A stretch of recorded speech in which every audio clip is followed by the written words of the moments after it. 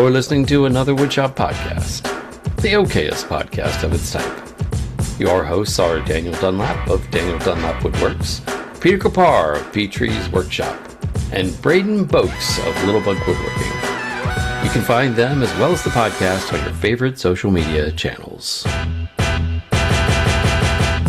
Welcome to episode 288 of Another Woodshop podcast, where we're joined by our youngest and one of the most talented woodworkers in our community. Trained by his grandpa in woodworking since he was 2 years old, started his woodworking business at 10, and he just turned 18, ladies. This means he's been in business longer than most of us. They say never meet your heroes, and by having him on a podcast, we can confidently say that he still hasn't met them. He's the only 18-year-old with 20 years work experience. Evan from Evan's Workshops here. Woo! Hey, everybody. What's up, my guy? How's it feel to be a middle-aged man? Feels incredible. Us. First, I just want to thank you guys so much for having me on the podcast. I'm so excited to be here. And yeah, I'm just excited just to talk shop. Oh, you know how you've never listened to this, have you? You know how we can tell. You know how we can tell that Evan is Canadian. He's so stinking polite. yeah, and you said the lines perfectly. Good job. Check Well, is Venmo in the you your mail. $20. Yeah, we appreciate you, man. Just as much as we appreciate Dan. Hi. Our patrons. Oh my God, it's like I got you. First week. Oh, I got you. We appreciate our patrons. And gentlemen, Evan. Yep. We have 2 new patrons. let's week. go. That is deux in French. We It is. have Miles Badger and Nice. another Nick G. Ooh, Joining the team, the Man exotic, just Army. one letter. I like it. The Knicks pull Yeah. ahead of the Gregs by 1. I think you're right. Maybe. One more point to I don't Gryffindor. Speaking of Hold on. Is that Hold on. what? One more point to Nick Vindor. Yeah, I'll allow it. What? Why not Greg Vendor?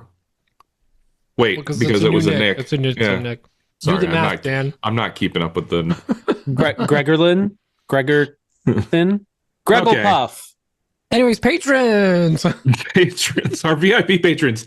And they are as follows. AWP is the dowel to my heart. Is Brandon Finney. Who's a vampire?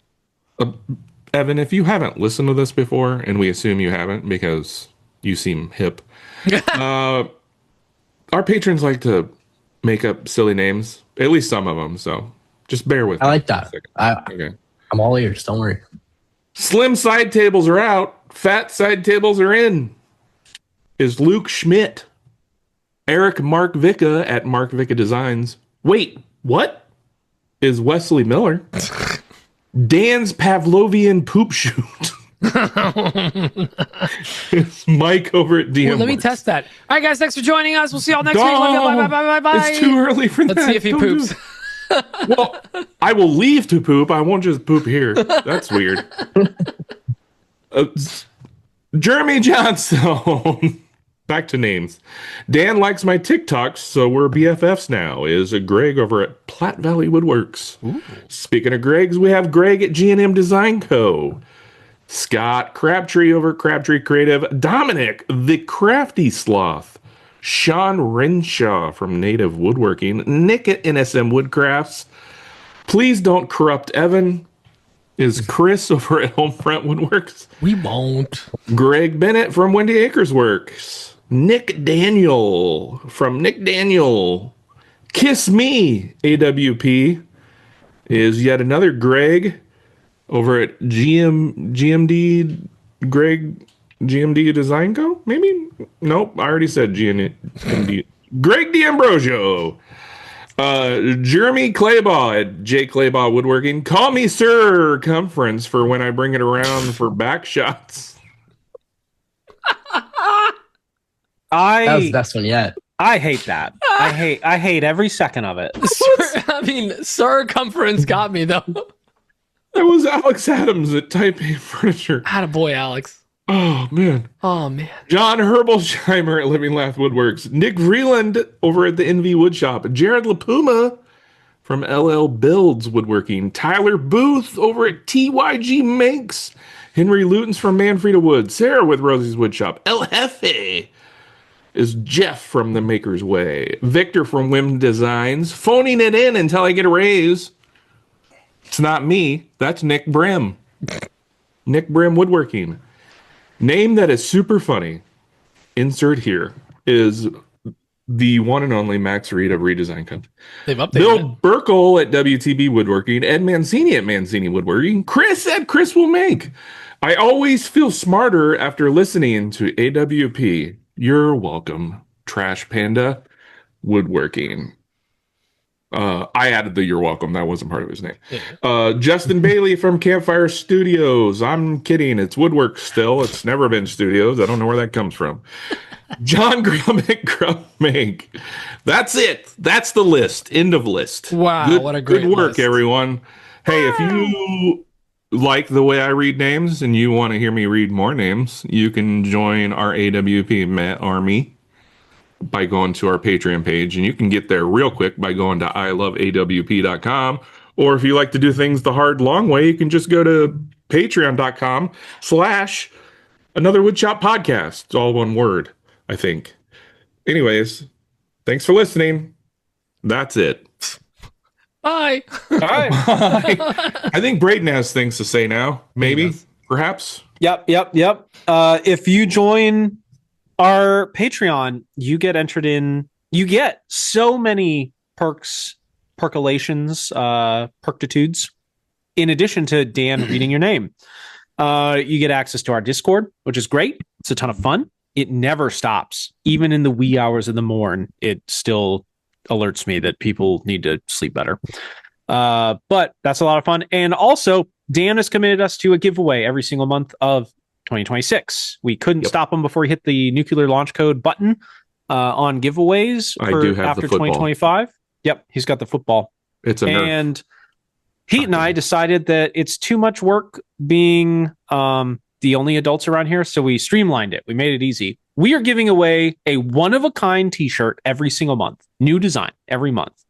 These t-shirts are really cool. Special AWP t-shirts that basically make it look like we're in just the most bitchin' of bands. A lot of these are styled is a polite way of saying complete ripoffs of the most iconic band t-shirts of all time. So congrats to Alex Duffy, who won February's shirt giveaway, which has the boys as if they were members of Kiss. And let me tell you, it's as fantastically awful as you can imagine. I'm Richard Simmons. I mean, Gene Simmons. Gene Simmons. Yeah. The one with the tongue. Yep. So Richard Simmons would be weird with the tongue. It's technically a thing. It is fantastic. So if you want to win, go ahead and get yourself signed up for Patreon, and you too will be entered in to win a delightful prize. You also win some other stuff like an official AWP banner, which includes velociraptors on it. So you want to see more, sign up. Pete? Oh, me. What can I say? A maker of incredible projects. Honestly, great looking, and of course, proudly made in Canada. Onefinity. Onefinity CNC, not Evan, but our second favorite Canadian export, Onefinity. I will say that I think Stone will be okay with saying it. Right behind Evan is, of course, Onefinity CNC. They are the proud creators of one of the most powerful and amazing maker machines out there. They got those Maple Glazed Rails because what else are you going to use in Canada? It's the one machine for all project sizes. They make so many different models, including their most new, The Apprentice, which I constantly try to champion. And I am actually, can we actually say this? I think we can. I think it's official. Is it official? I heard Stone say it, so you can say it. He said words, so I'm just putting it on paper now. We are officially giving away one of the Onefinity Apprentice machines at the Midwest Maker Meetup. So you will be able to win it if you are there to drop some tickets in a bucket, and buckets will be provided by Total Boat. Look at that. We got sponsors and everything. We got sponsors coming out the wazoo. Yeah, at the wazoo. But make sure to go check out Onefinity for all of their incredible machines and all the cool upgrades they have now. Evan was just telling us about how Stone and Ed had come out there and they hooked them up with the new red line system, and it's super awesome. So definitely worth checking out. And make sure to use the link in the description so that we get credit, because we just want to keep sending business to those guys, but they don't believe us. So we need receipts. Not the actual receipt, just, click the link. I want to make an addendum to your pitch there. Please do. I put maple syrup on my rails once, and Stone yelled at me. Not that type of podcast. Oh, and the CNC. Okay, got on it. the CNC rails, yeah. Okay. We're still on the sponsor read. I'm going to be somewhat reeled in. Yeah, somewhat reeled in, but we aren't anymore. Go I ahead. just want to point out we missed a really, really easy addendum reference. Oh, that's man. good. Come on, boys. It's a new segment. I like it. Addendum. There you go. Damn it. But speaking of incredible things that come out of Canada, Evan, am I right? We have many of us in the maker community have quite literally watched this kid grow up. This man, he's That 18 sounds years old. creepy. Grow up in our community. His dad's been bringing him to these shows since, I feel like since the beginning. I have been doing this since 2018, as has Evan, as has many of us who started right around that time. We talked to him when he was about 14 or 15 about possibly being on the show when he's 18. Here we are. His schedule freed up. I distinctly remember the first Workbench Con. His dad actually had him 2023. in a car seat carrier, like was carrying him around. What's up, guys? He's gonna be something someday. Yeah, he's Oh, good. now. And look at him now. It was kind of like adopting a kid and then like forcing them to become like a Olympic level like gymnast or ice skater, just like Did it in all on his own. yeah, that's exactly what it was. You were trained to be a content creating woodworker. He lives in Canada. The chances that he can ice skate are pretty high. They are pretty high. Not Right. well, but Yeah, He used to play can. he's in Toronto, There so you it's go. different. Evan, to all the people out there that are like, who is this? Please give us the elevator pitch. Who the hell do you think you are? We can say Everybody. that now because you're 18. Hey everybody, my name's Evan from Evan's Workshop. I am 18 years old and I started my page when I was 10. However, I've been woodworking for much longer than that, as I started with my grandfather in his shop. I used to love woodworking. I still do, by the way. It's my passion. I love it so much. I hope to do it forever and ever and ever. But anyways, I've been doing it since I was a little kid, watching my grandfather work. And when I was 8, 9, 10, I was started to watch it on YouTube, watching like people like Jimmy, Izzy, Brad, like all those big guys, and they really got me into what I do now. And I was 9 turning 10. I asked my friends for my birthday for Home Depot gift cards so I could buy myself this drill. This drill started it all. Ooh, Milwaukee. And from there, We should have good taste. from there, it skyrocketed into what I do now, and I am so happy. I started. Oh, and I forgot to mention that when I was 10, I asked my parents if I could start an Instagram page so I can share what I make with the rest of the world. And I would have never imagined that it would turn into what I do today. And I donate a portion of each of my sales to sick kids at the Children's Hospital in Toronto. It's like the equivalent of like St. Jude's in the US, but just in Toronto. And since I started, my business, I've donated over $22,000 for them, which is amazing. He's got us beat. Through things like sales, charity builds, all that type of thing. And I love it. I just, I think it's great that I guess I'm not a kid anymore, but as a kid, I wanted to help other kids in need. So that's my little pitch. Wow. And let's get into the podcast. Well, Evan, I feel rule like a number total one. piece of crap now. I don't do enough. You can't make us look bad. You make us look terrible. Guys, we need to do gooder, honestly. Gee whiz. Evan, what got you, what made you want to try to do charity work and do good with what you're doing? How come you weren't just and I don't want to say a regular teenager that just wanted to have fun. I mean, not that this is not fun. My teenagers lay around This and is do fun. nothing. So, Okay. way to go. So I do all that normal teenage stuff too, but I just do this on the side. Instagram But anyway, reality, so- am I right?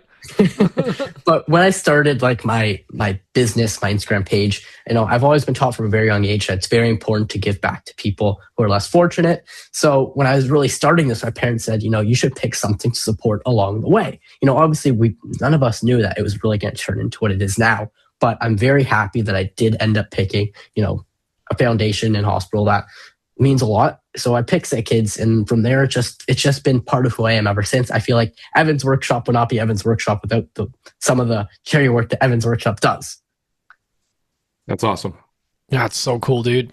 Like, honestly, it's so inspiring that you wanted to do so much good right from the get-go. And, I checked. So, by the way, you can go to his website and see some of the give back projects that he's done. And this isn't like, oh, I sold a cutting board. No, it's like I sold a table for $5,000 and donated the money. A guitar pick stool. This kid's, and we can say this now because he's an adult. He's not around, okay? He's after the big bucks. He's trying to raise some good money here. These are not tiny little donations that he's raising. This is incredible, and I'm so proud of you, man. This is so cool. Thank you. This is means great. a lot. Makes us want to do better. And that's my hope, and I really hope to inspire not just younger people. However, that is my main focus, trying to encourage the younger generation and kids to get into the trades, get into working with their hands, becoming a maker, because it really is it's starting to become a lost art. And I see it firsthand with kids. They want absolutely nothing to do with working with their hands. They're just not interested in it. And it's very unfortunate because it really is so much fun. And maybe I'm biased because I love it so much and I can't sit still, and that's why I love it. But I think there are so many people that benefit from just trying. And I think, the reason why there's such a roadblock is because people, they don't know how to get into it. But that's okay, because not everybody does. But, you just have to get right into it to try. You don't know until you try. So, Evan, you mentioned other kids not wanting to do all this. I'm interested, and them not knowing where to start, but they have somebody who has started, you, in case you didn't know. Do your friends know that you're Instagram famous and that they can learn this whole thing that they hate and don't have any interest in doing if they were to just listen to you? Or I mean, of course my friends know, but my friends and their parents have been supporting me since the beginning, and I think that's so important. Everybody's interested in different things, and I'm not trying to preach woodworking and trades to everybody. I mean, it's not for everybody, but neither is a corporate job, right? So it's more of a niche category. However, I think me trying to do what I'm doing, I think I can hopefully turn a couple heads again. Even if I got one person into it, that'd make me happy. Have you gotten one person into it? Have you gotten? Why do you think I started my business, huh? I mean, I want to restart now after listening to this. I've gotten some really encouraging DMs from people who have seen my stuff and it inspires them, and it just means so much to me that I'm actually making a difference out there. Because in my opinion, I'm just a guy making videos online. It just blows my mind the amount of people that see not just my stuff, but your guys' stuff and everybody else in the community, and how supportive the community is of each other. And that's why I love coming back to these maker events like Makers Camp, Workbench Con and all that. It's amazing, because at the end of the day, you guys are my friends, right? Outside of my friends at school and all that, the maker community, they are my friends. So, and I know everybody else feels the same way about that. Hey, I'm 17 years old. Let me tell you about my friends. It's a bunch of 30 and 40-year-old men on the internet. Hold on. Let me explain. It doesn't get better, but let me explain. But it sure does get. Exactly. Oh, is that your dad in the photo? No, that's Jimmy DeResta. Who's that? He's a man I go up to New York to see once a year. Who's that man? He's a friend of mine. You Please wouldn't elaborate. Know. He goes to school in the United States. Oh man, it's so great. Now, what's you're obviously a huge inspiration to all these people, including us. That it's been so great to see you grow. But who do you literally? Who do you think has inspired you the most, or have you found different people that's kind of have gotten you over the hump in different parts of your woodworking journey? Which I love that word. Also, other than, I'm sitting right here. I don't want to I was going to say other than Dan, Pete, and I, obviously. Yeah. Well, before I was into woodworking, I was really into tinkering around with I was huge into Lego as a kid. I used to love playing with Lego. I used to build the most random things. He's cool. after Lego, before woodworking, I used to like tinker around with like motors and like batteries and like wiring stuff. I don't know why I loved it so much. And it was really at the time I started watching YouTube videos on people making and like the endless possibilities that there are. But, I'd say from the very beginning, I've been watching a lot of Jimmy DiResta, a lot of Izzy Swan, a lot of Brad from Fix This, Build That, all of those guys that have really been doing it for so long, like the Wood Whisperer, all those people, right? They really got, the gears going in my head. Be like, maybe I can build stuff, right? And, from there, I'm so fortunate that I've actually met these people, and I'm, so lucky that I can call them friends because they really are the best people. And so is everybody, just like you guys. Pete has all their phone numbers. I have all their names memorized. And like throughout my journey, like when I started my Instagram, like I've just met so many people that really inspire me. It's not just 3 people, it's tons. It's like everybody that I follow on my page inspires me in one way or another. And So that's one thing, sorry, go on. I was just to say, were you surprised when you finally met Jimmy DiResta in person and you found out he was just like super mean and super closed off? Yeah. How mean is Jimmy? Am I right? He's Crazy. the worst. Jimmy's But anyone that hasn't met Jimmy, he's just the biggest sweetheart. He's so nice. Yes. And he'll literally just be like, yeah, go see the shop. Go drive down the street, go see the shop. I didn't lock the doors. Just go in. just walk in. You physically couldn't carry anything out of there anyway. Yeah, Go take a look. It's true. It's too My heavy. bandsaw, it's a 47-foot tall bandsaw. Yeah. It's bigger than my entire garage. But man, being in his shop was amazing. Did you hear like the angelic choir? Like as soon as you open the doors, it's like, oh. There's always we like, heard it. sun shooting through the window, the stained glass window. It's nighttime. Where's that coming from? So you mentioned your space. How has your space evolved? You're in a 1-car garage, right? One car garage, but it wasn't always that way. Yeah. So I how started did It it was all a start? half-car garage. No, I started off in the basement. A I had one a room bike in the- garage. That's what he was in. Harry started off in the Potter basement. style. It was like the room's like 12 feet by 12 feet. It's now my poker room.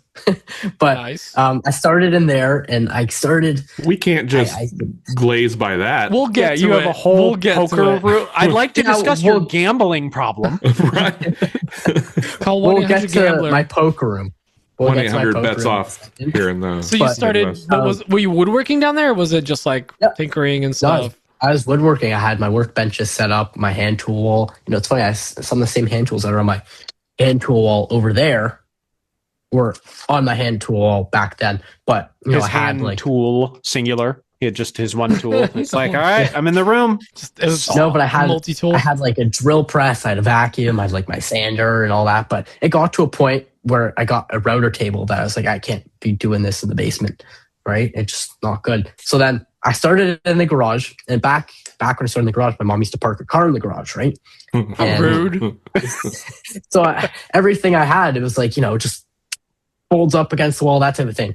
And then, it got to a point where I needed the full garage. So I've taken over the full garage and haven't looked back since. Did your mom or dad put up a fight? Mom has been Nope. pissed. My parents and my whole family have been so supportive of, my woodworking journey. It's amazing. Without, their support and their help, I would not be where I am today at all. There'd be no That's- Evans workshop. There'd be That's no Evans sweet. workshop. I wonder what that's like. Oh my God. It is exhausting how cheery and positive you are, Evan. God, the world has not hurt you yet. Is this what not being in a broken home is like? But then, been I started getting. I just love it. It's all positive vibes. It's not just I like know. generic Canadian. It's just like very positive vibes. You're great. Speaking of Well, that's what positive vibes, I'm sorry, I'm going to derail this a little bit because I had Go for it. an amazing day. My bank called me and gave me the best compliment ever. They told me my balance was outstanding. I needed that today. Boo. Boo this that- man. It was a good joke, but That was. Dan, this is when you shoehorn it in. Yeah, because of the positivity. We were going to talk finances later, and you could have worked it in there. Shit. You can I'll redo redo it it. again. It's okay.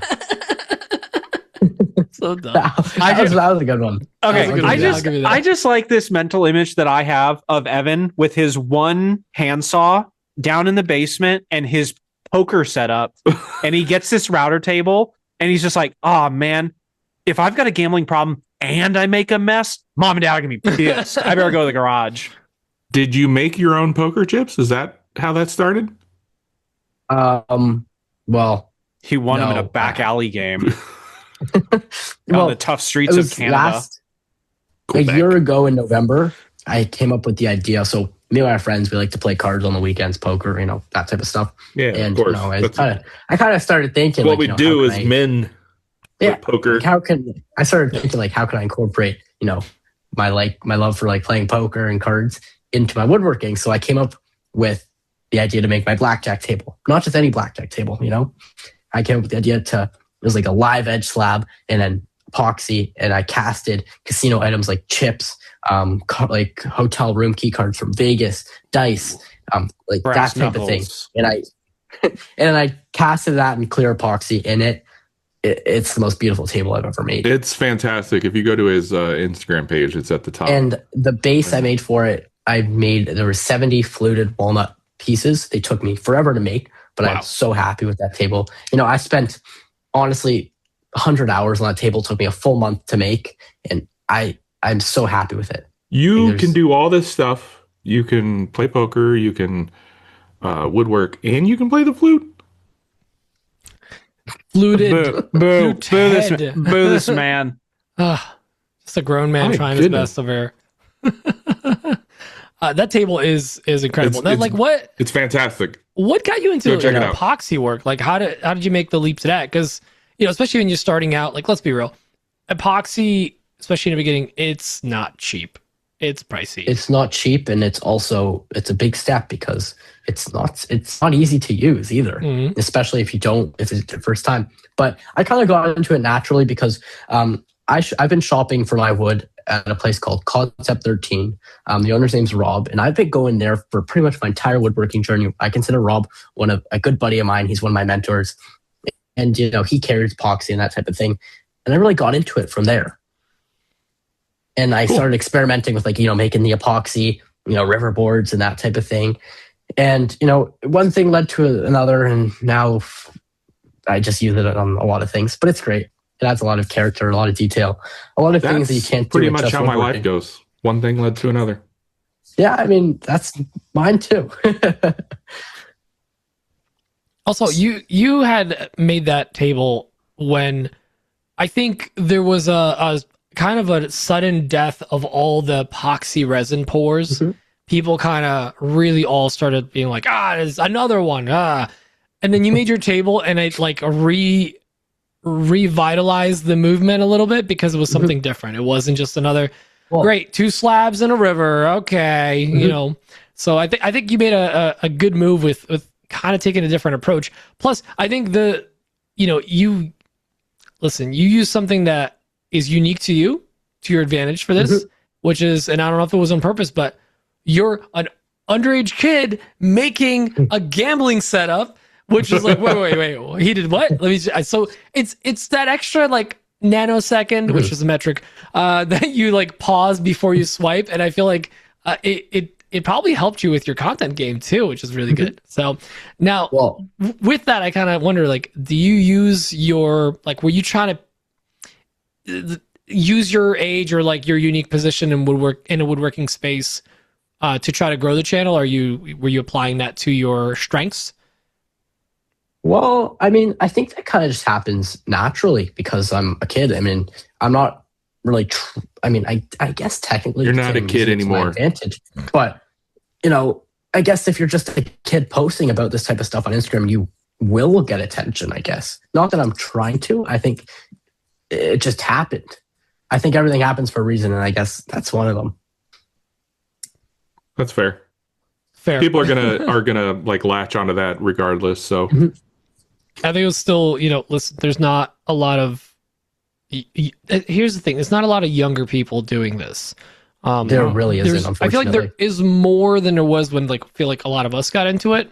Yeah.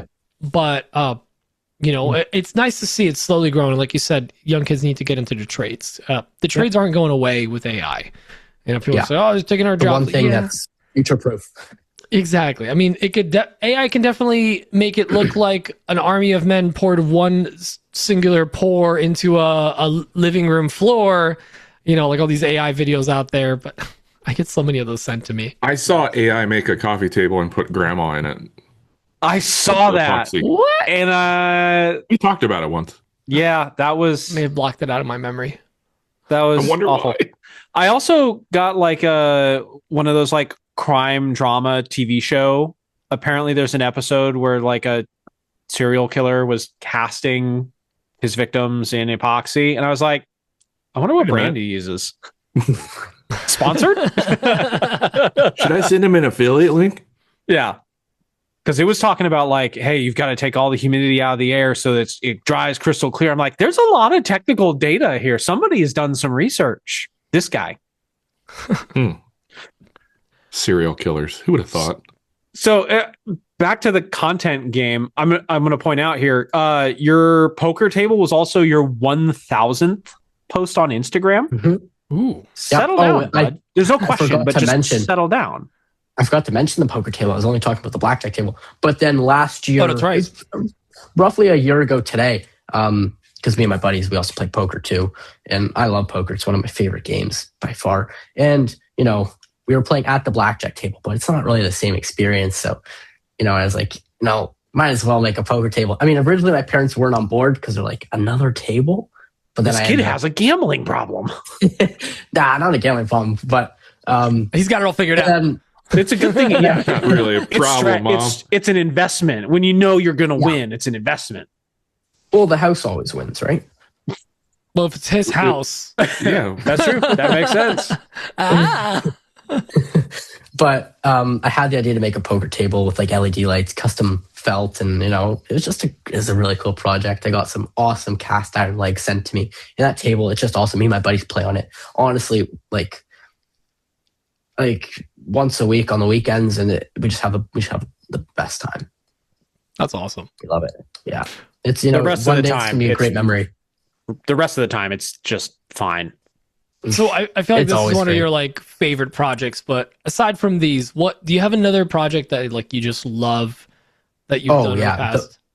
Yeah, when I built a boat, Ooh.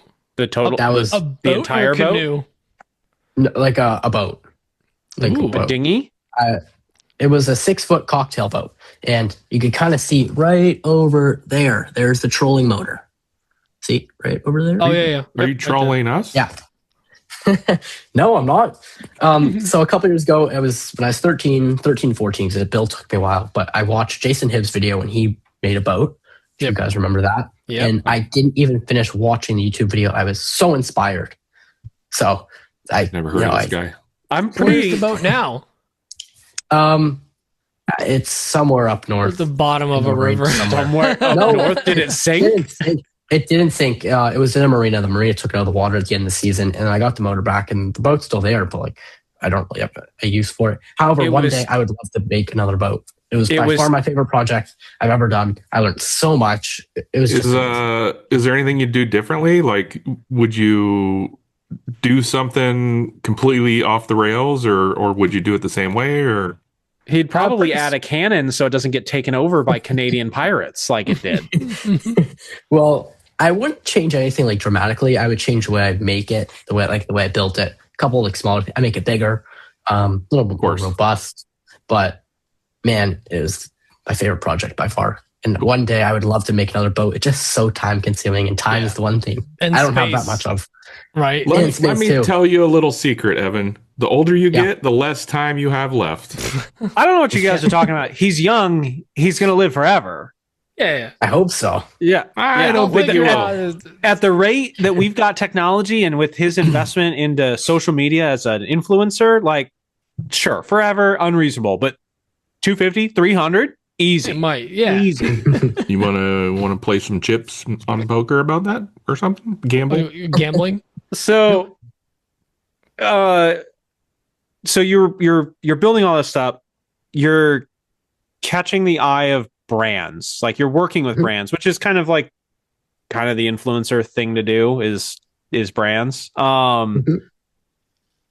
You brought a go-kart to Maker Camp. I knew you guys were going to talk about it. That's awesome. I want to talk more about the brands, but I have a very specific question. Who's the worst driver that drove that go-kart? Like the worst. I think. Aside from Dan. Probably. Not Dan. I'm like F1 level driver. Relax. I don't think there's anybody that's like drove it horribly. I mean, I need you to not be your normal, positive, the roll loving cage self. saved us. I want to know who scared the shit out of you. There was one. I remember I was on one ride. I was in passenger seat, and I felt like the thing was about to tip, but it didn't. But like it felt like I did. I don't remember who was driving, but wait, did it tip because like Dan got in and it started tipping, or like no, like I just like when you like take like a sharp turn, and like it just feels like it's going. It didn't flip. I mean, that thing's heaviest. It's a heavy cart, but it kind of was scary. It was Logan Newman. Braden drives a Jeep. He knows how almost tipping feels all the time. Was it odd when Papa Chad got in and it just didn't connect to Bluetooth, but it just started playing Lagrange by ZZ Top? Papa Chad driving that thing was the best. It was so cool watching him drive that thing. But that go-kart. That cart was fun. I love it. As soon as I got home, I was looking at prices of those things, and I was like, "Oh, never mind. I also like being married, so that won't happen." Dan, the first thing I did when I got home was I started looking and start thinking, okay, how do we pitch this to them? Pitch this? Yeah, exactly. How do we pitch this? Yeah, you think differently than me. So going back to the brands, you worked. Obviously, you're an adult now, which some people don't think about that, but like you had a lot of opportunities that were not getting to you because of the age, because people are like, he's underage. We're not even messing with that. Now that you're 18, you have all these new opportunities, but you did still manage to work with a lot of brands early on. I mean, I think you worked with like Lee Valley, like really early on, right? And that was you did some videos 12. for them. Yeah. So you're doing videos for Lee Valley at the age of 12. Like, how did that even come about? Like, was that your first big break? Well, I think that was it was my first like bigger thing, and it was just bizarre to me that as a kid does woodworking that brands think it's cool and cool enough that they want me to do stuff for them.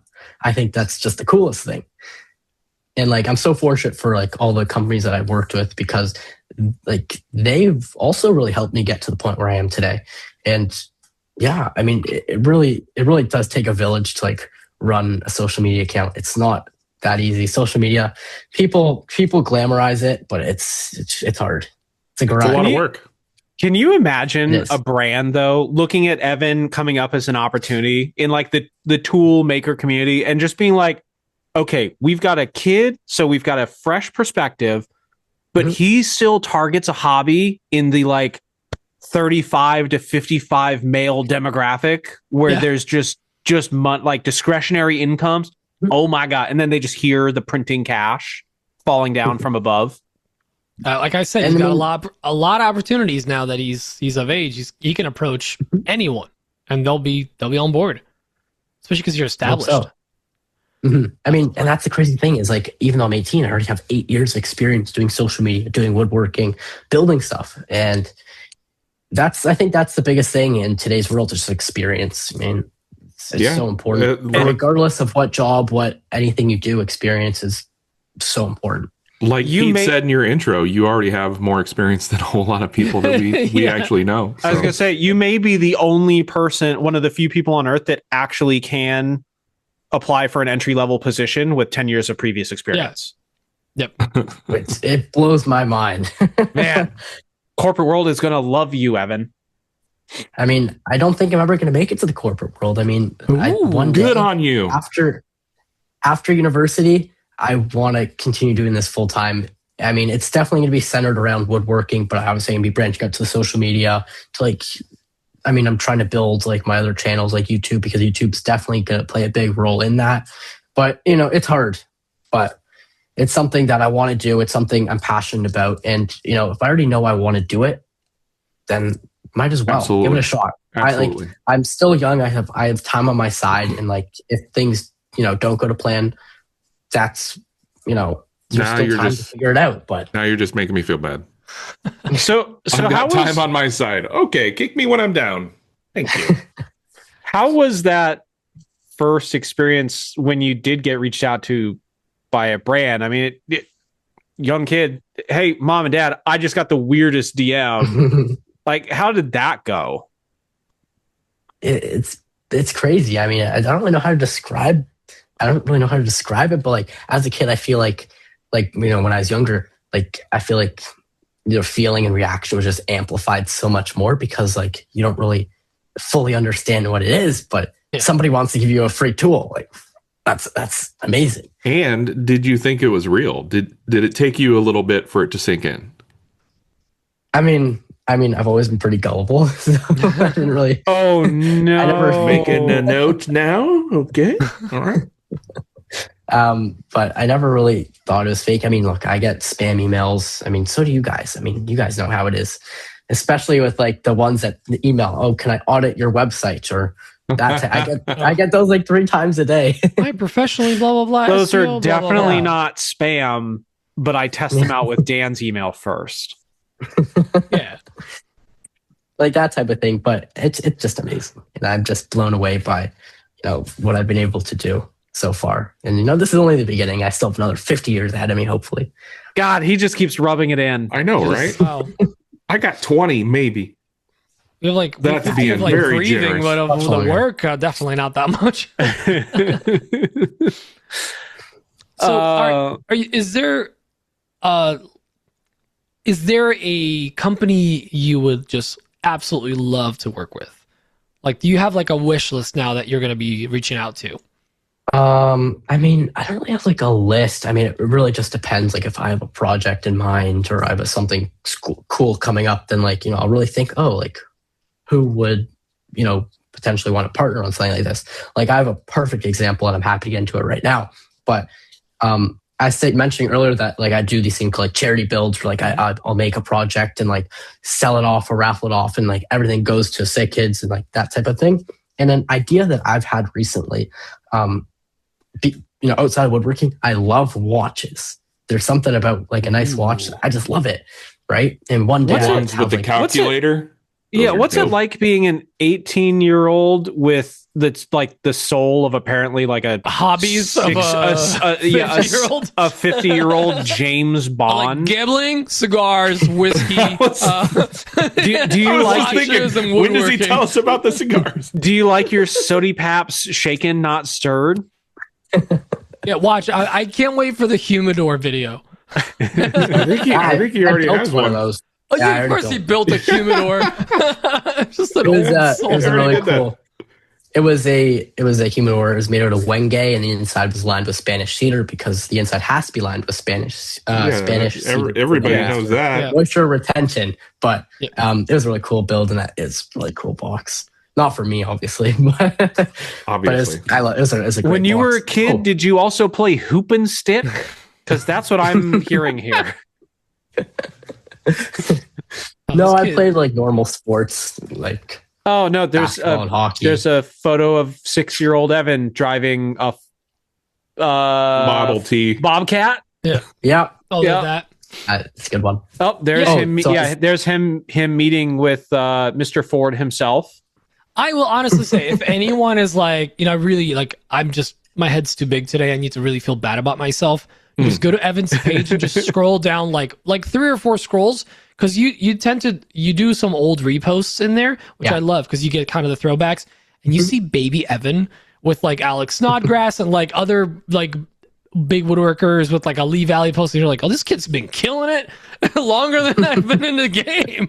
So it's, like, dude, you've really been like, you've been crushing it. It's so Thank awesome you. to see this. Thank you. Heck, I'm back at September of 2024, which is what, 1.5 years ago, and I'm shocked that you don't have a pacifier in your hand. Just the difference in age looking Not here. that young. He's a young pup. By the way, what's Yeah. it like being for the first time ever on a real podcast? It's great. That's great. I mean, I like podcasts because I feel like it's a great opportunity to just really like talk, about stuff that, I'm into. And it's stuff that I don't necessarily get to talk about every day. So it's nice. Oh, I just got to the boat posts. That's a dope boat. That's Boat nice. post? A Dope boat? Yeah. Boot How yeah. about that, man? That looks great. What's it like knowing Matt Thompson, and how many different machines has he built to answer the door? Matt Thompson, he is the best. He's the best. I mean, a couple years ago, we went to see him, and his backyard. Oh my god! Right, that's what I was going to ask. His backyard must be crazy. If you're not familiar with Matt Thompson, Thompson Woodworks on any platform, he's the guy who always goes viral for making the ridiculous like machines and What are those machines and called? whatnot. Lou Gehrig's? Nope, that's a disease. That's not right. That's what they're saying. You guys are all What? frozen. Oh, sorry. Lou Gehrig's. Oh, No, are we back? what are those? Rube Goldberg. Rube Goldberg. Dude, I had the answer, but I wasn't going to give it to you. That was Lou. Lou Gehrig's machines. It's pretty great. So is he semi-local to you? I mean, he's just a couple hours from Toronto. But a couple years Isn't ago, he we in went Michigan? He's in Michigan. So a couple years ago, me and my family went because we have family there. So we just made a little pit stop to go see him for the afternoon. It was awesome. Just He name drops and you guys are cool with it, but I do it as well. It's a crime. well, yeah, but You're you and he's he does it so genuinely. enough. I'll Look allow at that face. He's I just know. so excited. So innocent. Oh, dude, this is so cool. Yeah, like is there like? Well, let's talk about this. What are you planning for the future? Because now you got the big 1.8. yeah, under your because belt. you You're got obviously 50 still- years left. Let's go. You're wrapping up your final year, or you're in your first year of uni. No, I'm still a senior in high school. Okay, I was gonna say they do school different. I have no idea. He could be in college based on what I'm hearing. I have no idea. because like when I was going into because different countries start school different years. So like I was the same thing as you. I think it was like I was a little older when I was going into school. Whereas like my freshman colleagues were 17. And I'm like, how are you here? So what's The years are in metric. You're obviously you're wrapping up this final year of school. I'm just assuming here you're going to graduate because you seem like you got your stuff together. What are you talking about? He spends all his time gambling and smoking cigars. There's no way he's going to school. It worked for Brad Pitt. It worked for him. But what's the next thing? Like, what's the plan after this? You mentioned uni as well, but Yeah. what is the next plan for you and the shop? So, it's funny that we bring up university because the past couple weeks I've been super conflicted about, the whole university thing. But, I've come to the decision that I'm going to go only, not only because first of all, it's an amazing experience and it's definitely something I don't want to live life with regrets. And I feel like if I don't, You gotta go, I have a might backup regret it plan, later and on. that's a pretty good backup. Of course.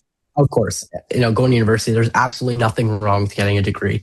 And, I'm going to try my very hardest to, come more often so I can pump out some videos because I can't go silent on Instagram for 4 years. And also I wouldn't want to. Yeah, Right. would I you be can't just going stop. away to uni or you're staying? I'd be going local? a couple hours away, Oh, dang. like 2 hours. Yeah. So we'll see. But I know I do want to go. It's going to be a great experience, with my friends with that. But, it's also going to be kind of hard, to manage Evan's workshop alongside that. But, it's something I'm ready to do. I mean, I've been doing it for this long already. I feel like let's do it. We can do it. But then Maybe, after university, that's what Maybe you convert Evan's workshop into like a mobile workshop. Evan's mobile workshop. now we're thinking. Evan's dorm shop. Would you ever like rent a space where you're at? Because like, I mean, this is a huge part of what you do, and not being able to make will, I think drive you insane. B, just give you, insane. like you need a hobby, right? And C, you want to stay relevant. You want to keep making content, obviously. Of course. I love making content. I just love posting. If I can teach one person or somebody thinks something I make is cool, that's so cool. Just that. I love it. All right. Hear me out. We got an idea. A cultural college experience. go to the ever exciting, world renowned University of Nebraska at Omaha in the United States. It's more expensive and there's less interesting things to do. Yeah. And the people here are, I mean, they're Dan and I, so worse. A lot of upside. Or but come you to could create North content. Jersey or Southern New York, where you're just minutes. I mean, it's still like 200 minutes, but minutes away from Jimmy's shop. Canada? And no, a Jimmy shop, a couple hours away from Total Boat. It's the Minutes. Northeast is where it's at. Hey, watch it. We got Lev Rack. You do Whoa. have Lev Rack. That's pretty dope. Lev Rack's pretty great. Yeah. Except they I'll give you ghost that. me, jerks. Well, do you know why, Dan? I have no idea. Okay, I was hoping you knew. It's because his first message to them was Rack Rack City. Hurt, yeah. LOL. Sup, I'm Dan. Sup? I'm also from Nebraska, but originally from Iowa, and then they just deleted when he saw that part. That could have been the problem. Oh, jeez. Now, you've got, when we were initially hopping on a call, I'm like, those Ryobi tools look slightly off. They look a little sick. Different green. So Canadian green. what's your go-to tool brand? Because your first one was in Milwaukee. You got a lot of green in your shop with Ryobi and was it green? What's the company? Greenworks, yeah. Greenworks. That's what it is. Okay. It's also in the the company name, that makes the Pete. go-kart. Yeah. Like what's your go-to brand if you have one? I Do you mean, have one? my shop is so diverse with the amount of colors and tools in there. It's like a rainbow. It's my shop's rainbow, I guess you could say. But I use a bunch of different tools. Whatever I works. just pick one, it doesn't really matter. I don't have a preference. I mean, they all get the job done. They're all great. I love them all. But yeah, I don't really have a favorite. Whichever battery he grabs first, that's what he does. I get that. Whichever one's charged. Well, I fair. think Evan's going to go to college and be a politician because that was a very political answer. I mean, listen, I have a drill problem, but this kid's got more drills than I do. And I own probably 7. I guess I'm seeing at least 7 there, but he also had the red one somewhere. So yeah, it's an addiction, but it's a good addiction, I guess. Yeah, right? he's got Exactly. 7 drills and drivers and 3 separate battery platforms. Come on, settle down, bud. Nothing wrong with that, right? There's a No, lot. There's absolutely 3 things wrong with that. Dude, I've for years been like, no, DeWalt. I'm like, I have too many batteries for DeWalt. I'm not buying the things for the other brands. But then sometimes, say what you want about Ryobi, they got a lot of fun, very Unique. like off the cuff, unique tools and also it's like $30 for the tool, and I have the battery. And it's like, okay, all right, you got me. I will stand by the Ryobi nail guns, the pin nailer and the brad nailer. It's the best. It's the best. Fantastic. I have both the 23 gauge and the 18 gauge. Dude, and I it's love so them both. good. I brought my They're I brought my fantastic 18 for the gauge. price. And like they're heavy, but then you go pick up like the Milwaukee or the DeWalt, and you're like, oh no, I'm fine with the Ryobi. It's fine. I brought my my Ryobi nailer to my shop class at school today because I needed it. Oh, you have shop class at school? Way to flex. Yeah, You're I- like Wait, in are you that class teaching? just like looking down on people. I know more than you. Like Ron Swanson going through Home Depot. Wait, if you are look teaching the class? on Evan's feed, he literally has a photo of him wearing a hat that says "I know more than you." Really? Yeah, I got it at Maker's Camp. That's fantastic. He goes to Canadian Tire to pick up his lumber with that on. I don't know, I'm just making references to places I know there. Hold on. Since you're here and you're Canadian, is Canadian Yeah. Tire a real thing or is that just made up that Yeah, you that's their guys Menards. tell us? No, Is it it's a place? real store. It's a real store. What do Is they it- have at Canadian Tire? Can I A get lot cheese of curds things. at Canadian Tire? No, they don't sell food. Then you're not better than Menards, so there. Suck it. But they have their own tool line. They sell fishing stuff. They sell it's pretty much a department store, but There it is. With, There's like- the hat. yeah, it's pretty much a department store, I guess. But it's All a right. cool one. All right. They have all like right. an automotive section. They have Well, I everything would hope in so. there. With Yeah. Canadian Well, no, you can Tire also in the get, name. like, Tire. Only You for can also get, swings. like, oil changes. Only The for only thing they swings. don't have tires. Tires. Always on Son of a back. bitch. It's a cool store. I don't go that often, but it's neat. Right. I mean, Cool. how often do you really need new tires? So yeah, I get it. hey, watch it, watch it, Wheels, on the Watch other it. hand, watch it. Wheels. Yes, great. Well, you what are you working on right now? Because you were showing off some cool projects in Wait, hold on. in between show. Hey, You can't- well, there's do the thing. I'm not- You can't. Well, I'm not you quite can't doing ask what's on him. a bench. No, I'm no, just no. kind of okay. Well, fine. We'll do it as a segment. I'm you're sorry. asking him what he's working on right now, but what which is- would be on his bench. He's already done technically, but it's fine. I'll play it. Calm down, Dan. What's on my bench? Okay. What Thank you. are you working on, or what have you wrapped up recently? Because you're waving something around earlier. That was pretty cool. Oh, my baseball bat. I made this. The like, thing you're back literally in holding. January. Oh. I'm fidgeting with it. But no, I made this baseball bat back in January after I made a baseball bat in December for one of my best friends as a gift. And yeah, I like it. I like just thinking about random stuff. And the thing with me is if I think of an idea, it will not leave my head until I make it. Fair enough. That's I why- understand that That's completely. why. actually, That's why Yeah. he's posted so much content. He got it in his head that he was going to be on another Woodshop podcast, and like he wouldn't stop. So Yeah. 3 years of posting content, here he is. I'm gonna do it, guys. Manifesting it. Yesterday, not yesterday, 2 days ago, I made a handheld spline jig for a router. Ooh. It's pretty neat. It's over here. Let me get it. I like it. Please do. Talk Yeah, I amongst love how you, yourself. like we were just like he just randomly pulled out just a baseball bat earlier. Yeah. We're like, oh yeah, that's nice. That's I not need a to make baseball more- bat. This is a baseball bat. I need to make more mini jigs. Yeah, no, this first is of all, great because Why are the rails so close? Which saw is that for? Canadian Tire saw.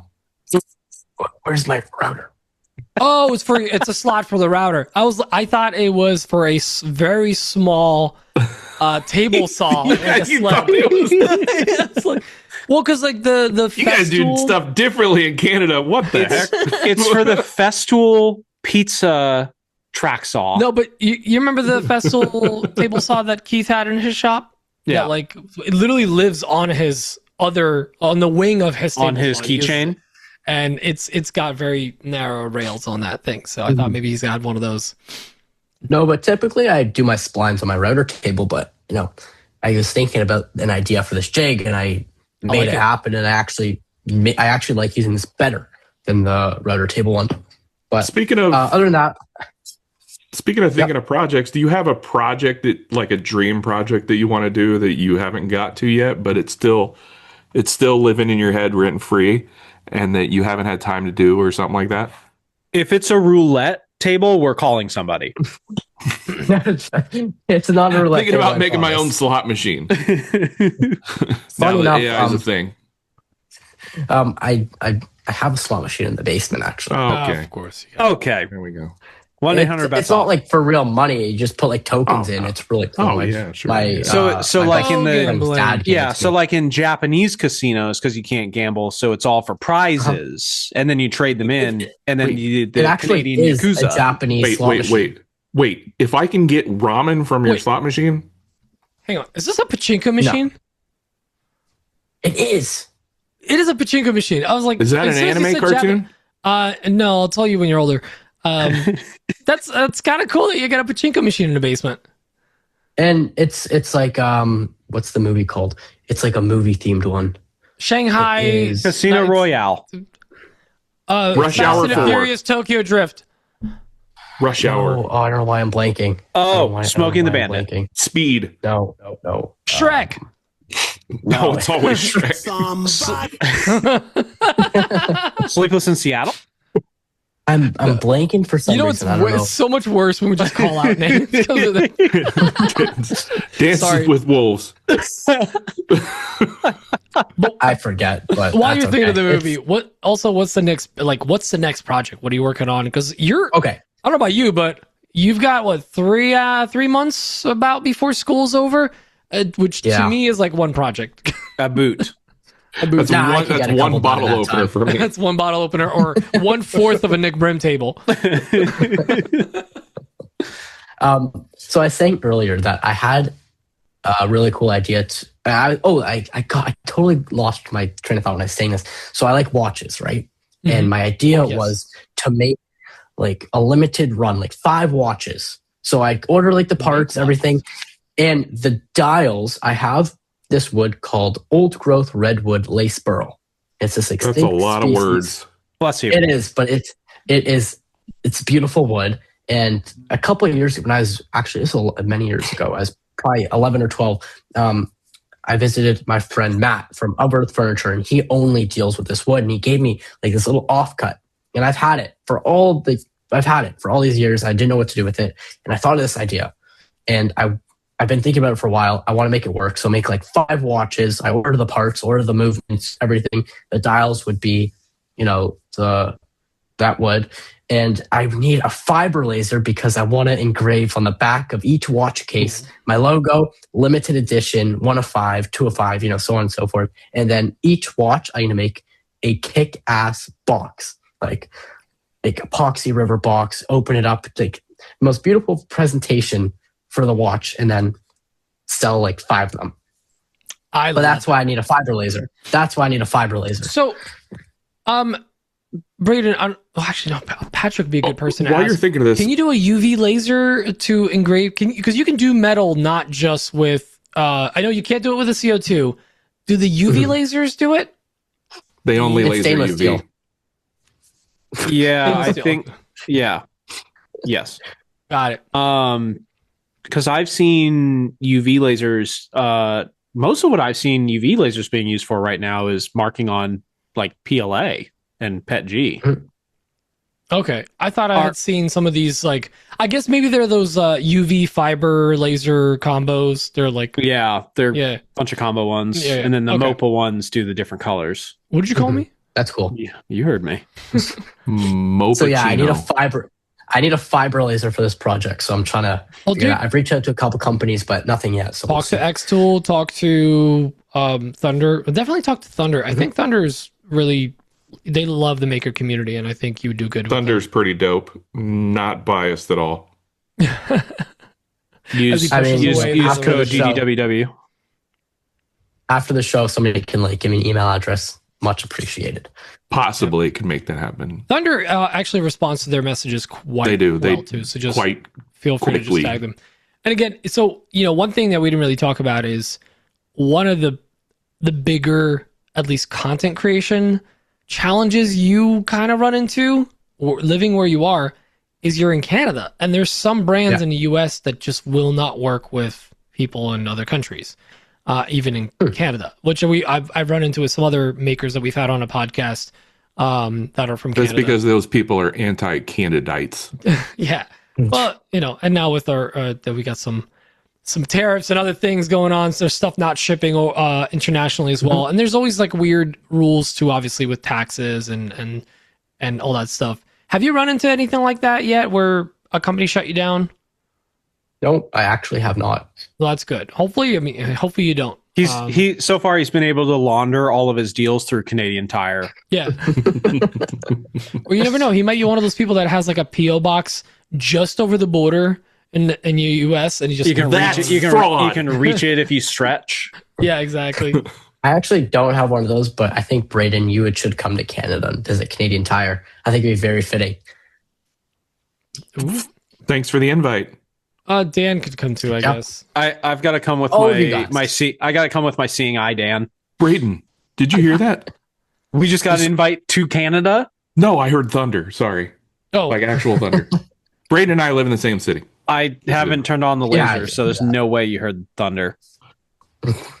it's raining Dude. here too. Oh wait, no, I just heard it. There it is. So Count that's how many seconds it is, and we that's- can tell how far away we how are. many I think it was miles, like- right? 10 seconds. One God. Mississippi, Very two close. Mississippi. Wait, hold on. Evan's from Canada. 1 Ontario, 2 One Ontario, 3 Ontario. No, it's Quebec. You got to say Quebec. I can't Or- say Q's that well. Alberta. Saskatchewan. There it is. Bless you. Yeah. Oh, God, it's pouring. Oh, is it really? Oh, I yeah. sure hope. I think I hear hail, actually.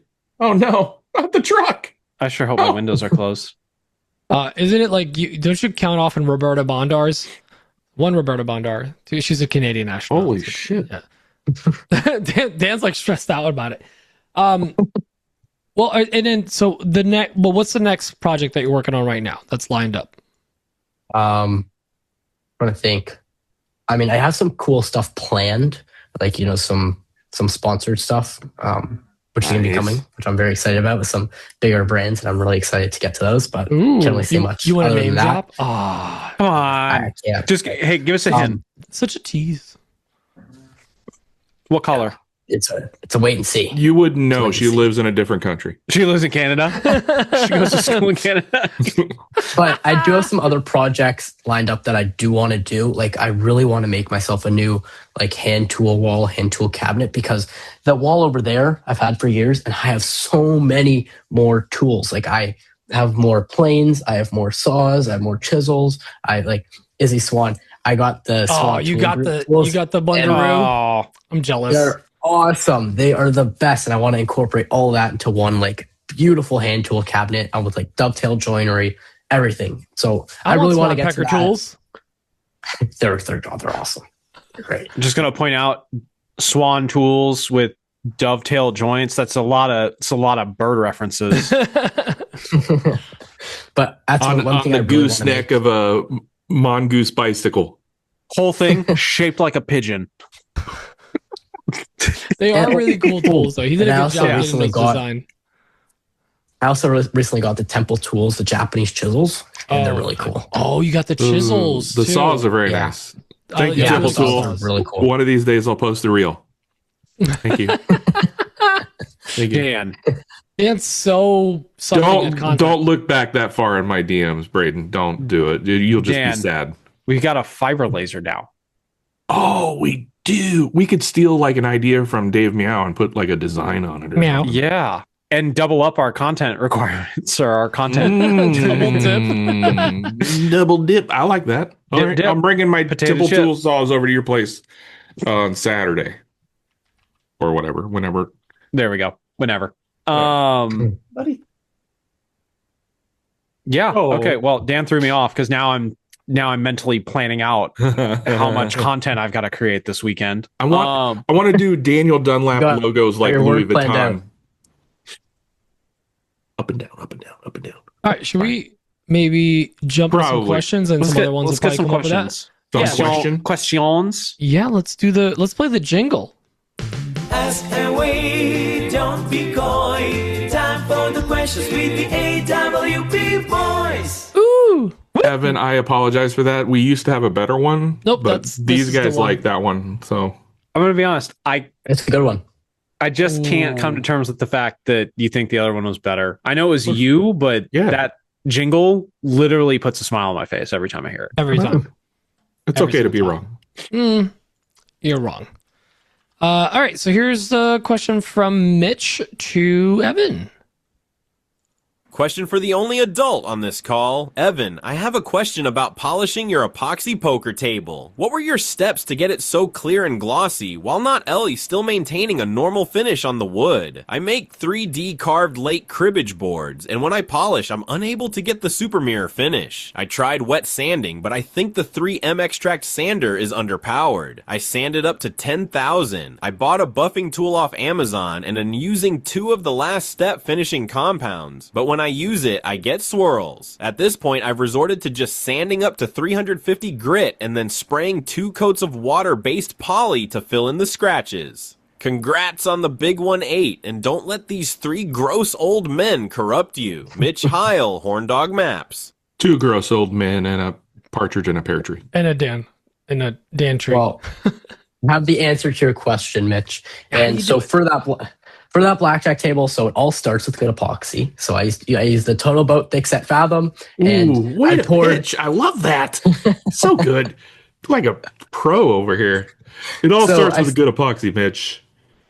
Sorry, I'm just talking. So I started with the Total Boat. I poured the first layer, which was a 1/2-inch layer of green epoxy. When I did pour that layer, I also made sure to brush that green epoxy onto the live edge of the wood. So I'd seal the edge, and you don't really see the green on the edge because it's such a thin layer. but it all starts with preparation. It all starts at the beginning. And I poured that green. I put my items in. I casted the clear epoxy over. And this is what I'm saying the epoxy matters, is because Total Boat epoxy dried crystal clear. And then from there, I took it to my friend Rob's shop. I had it wide belt sanded, so it's all flat. And then I worked up the sanding process. At around 320 grit, I stopped sanding the wood, and I taped off the wood with blue painter's tape. And I wet sanded the epoxy all the way up from that 320 all the way up to, I think it was 3,000 grit or something. I think it might have been higher. I just ordered a pack on Amazon and wet sanded, making sure you're wiping the water and the grit off in between each grit of sandpaper, because if you don't, you're pretty much you're just sanding the same grit the entire time. Exactly. You're not really making progress. You're going backwards. You're so make more like sure milling. You're wiping the area. Yeah, so make sure you're wiping the area in between each grit. And then I borrowed my buddy Rob's Rotex, and I used the Total Boat, the Total Buff and Total Shine, the compounds, with the buffing, not the wheel. It's like this foam pad I got on Amazon, buffing that in with the Rotex on the Rotex mode at a low speed. And with the Total Boat going nice and slow. And it really turned out beautiful. And then I took off the tape. I just gave the wood a light sand with 320 grit, and I applied a hard wax oil onto the wood. So I finished the wood epoxy in 2 separate steps, and I think that's how I achieved that look. But it's hard. But if you spend a lot of time and do it right, you will get the results you want. I just learned that Total Boat has Total Buffing? Buff and Total buffing compound? and Total Shine. Yep. I knew. How do you think I look like this? I take the Total Buff. We just met with Kristen, and she didn't even mention it. I put Total Buff in my coffee. Damn, Ridiculous. that's good. But yeah, to know. it's a great product, and it worked very well for that application. And I would highly recommend you do the same, Mitch. I will say though, Mitch just Use code Evans Workshop when you check out. I will give you my affiliate link if you really want. Yeah, I don't think we technically have a Total Boat code, so I think you're I good. do. Yeah, but we Well, don't you care know. about you, Pete. This guy. You're not I having to will pay for say, university. Mitch did drop a little bit of knowledge in there just in passing. It was like, oh, and I just end up doing this, blah, blah, blah. What do you do? Which is, if you don't have consistent, a nice consistent finishing coat, you can do a flood coat, or you can do some kind of, even like a halcyon pass on there or something. Some kind of water-based finish will probably just fill those holes and you're good. So like that is a cheat sheet. That's you're allowed to do that as well. You don't necessarily need to always high shine. Like a lot of these people will do a flood coat at the end, a very thin tabletop flood coat, and drips off the sides, and you just got to clean it up afterwards. But that might be an option. So yeah, I mean, I did spend a lot of time on that, but there are alternatives like the applying 2 coats of other finishes. That worked for me, but it all comes down to personal preference as well. There's 78 ways to skin a cat. Yeah. So that's the other thing. Like, so I suppose.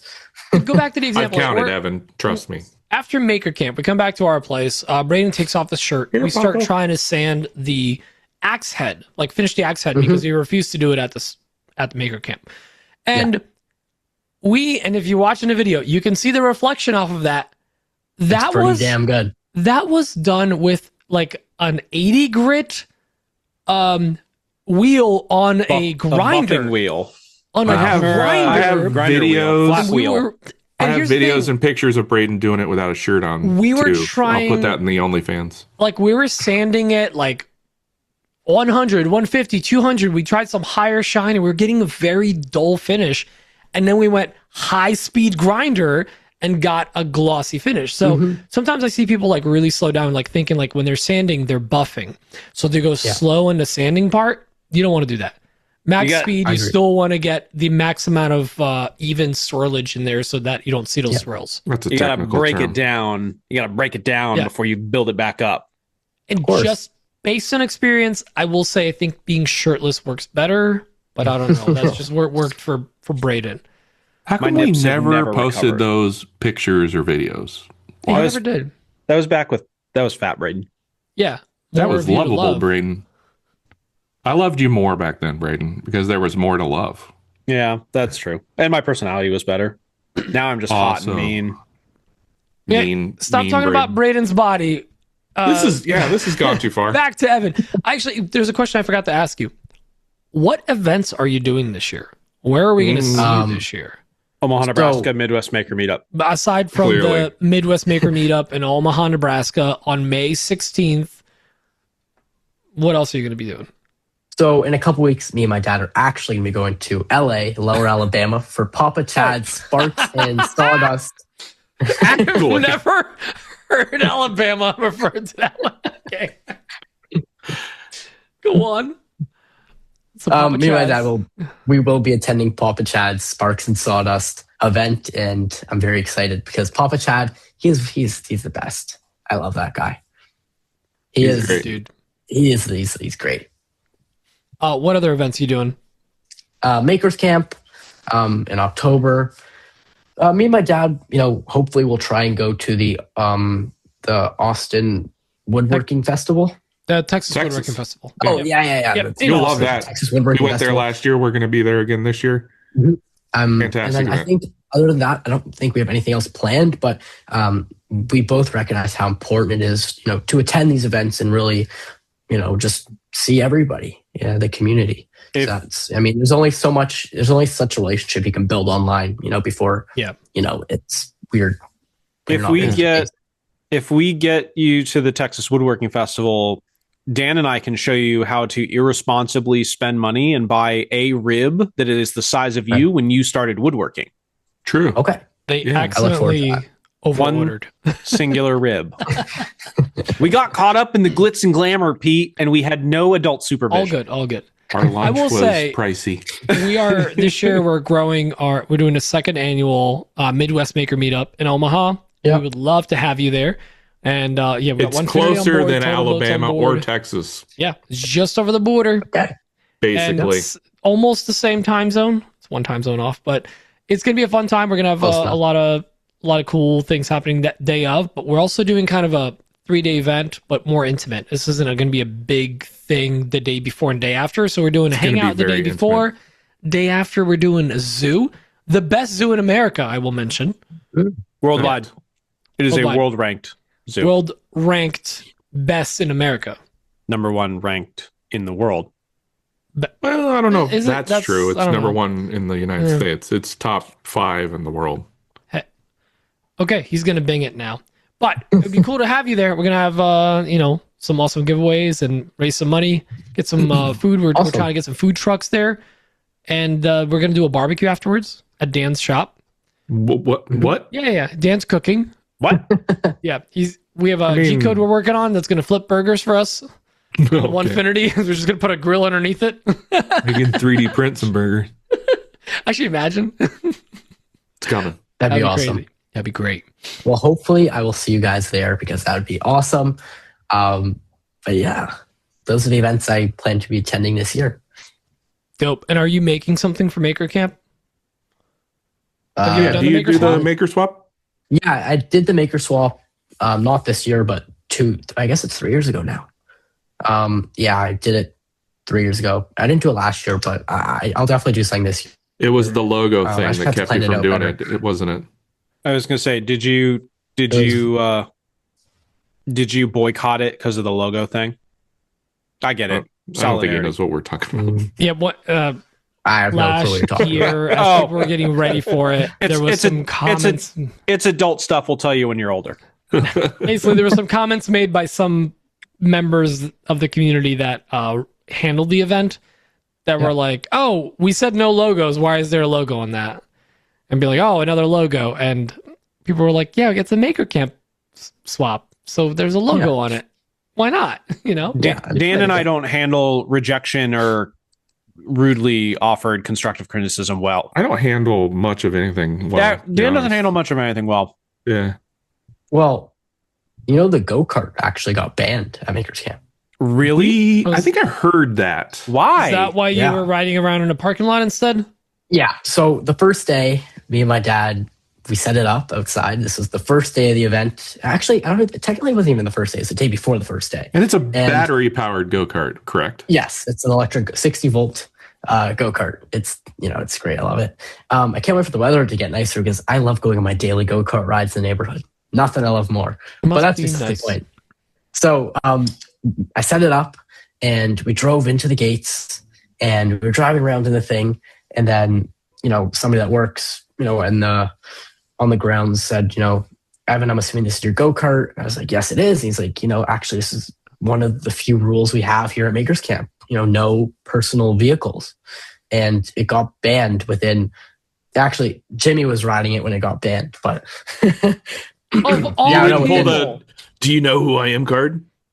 I was going to say. Within 15 minutes, it was banned. And then it went away for a couple of days. But on the last day, we brought it back, but only in the parking lot because that's technically off property. So that's the only place we could really ride it, unfortunately. What a bummer. But I mean, we still got, the great footage with it and it worked out.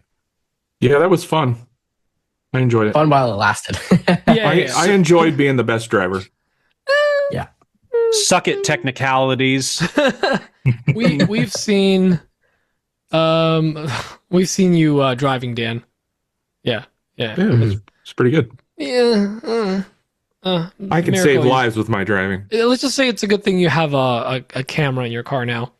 It doesn't count as saving lives if you just narrowly missed them. That's not saving the life. Just because they survived doesn't mean you saved lives. Yes, it does. Oh, ridiculous. All right. Well, I mean, I guess we could wrap it up. But dude, we would love. No, to see we only did one single question. I know, but I thought we were gonna. Well, all right, because I wanted the Evan questions. Oh, we only had like 3, didn't we? Well, we did, but okay. Let's play the other questions too. Let's. Sorry, I didn't know that you were making unilateral decisions for all of us. No, that's fine. You're just not reading the chat where I ask questions. There's a chat? Oh, you kid. All right, let's play this one from Alex Adams about large glue ups. Hey guys, I've got some upcoming panel glue ups that are going to be happening for a couple of 4-foot by 4-foot tabletops. Now these are going to be made out of 6-inch wide boards. That means that's 8 boards for each of these tops. And my question for you guys is, for gluing these together, would you prefer to do it in one foul swoop, gluing all of the boards at once? Or would you do it in kind of sub-assemblies where you're gluing a couple boards together, wait for it to dry, and then glue those sub-assemblies together for that final dimension? Because I do have panel clamps that can handle a 4-foot wide glue up, as well as some tight bond glue that's extended work time. So I could do it all in one foul swoop, but I'm curious which direction you guys would go in order to make sure that everything glues up properly and is nice and level. There's a cat again. I looked for it. I saw you look for Paco. Damn it. Well, Dan, since you're the panel glue up expert. I am a bit of an expert. I would actually do that panel in 2 panels. Oh, really? And then add them together. Simply because when you start getting wider panels like that, and I'm gonna assume that he doesn't have actual panel clamps that keep stuff flat. He's probably just got like cabinet maker clamps. The wider the panel, the more it'll tend to like bow, especially if you put any sort of pressure on it. So you'll help mitigate that by at least breaking it up into 2. And if you can, use dowels or dominoes or something to help with alignment, because that'll help also keep the boards a little flatter. It'll help keep it not wanting to bow as much. That's what I would do. At least 2 panels. Evan, you're shaking your head. You're agreeing. I mean, yes, I agree. So I was going to say, if he is using dominoes or biscuits, then I probably would just do it in 1. But if he isn't, then I agree with you. I would do it in 2, only because without the dominoes and biscuits, not that it slows things down, but it takes a little bit longer to get things in alignment, which, in glue ups can be the tricky part, especially, working against the clock. But if there is dominoes or biscuits, I would feel confident doing it in 1. But if there isn't, I agree with you. I would do it in 2. Oh. I agree with Evan 100%. If there was biscuits or dominoes, single glue up. Also, I think it depends on whether or not you have. I mean, I guess you could do the glue up on the floor. I don't know who has 4x4 section of floor free in their shop. Must be nice. Not me. But like, I have a table saw with a wing and then outfeed table that gives me that footprint, so I could actually glue it up, and it's consistent flatness for the most part. So there's no like step or whatever.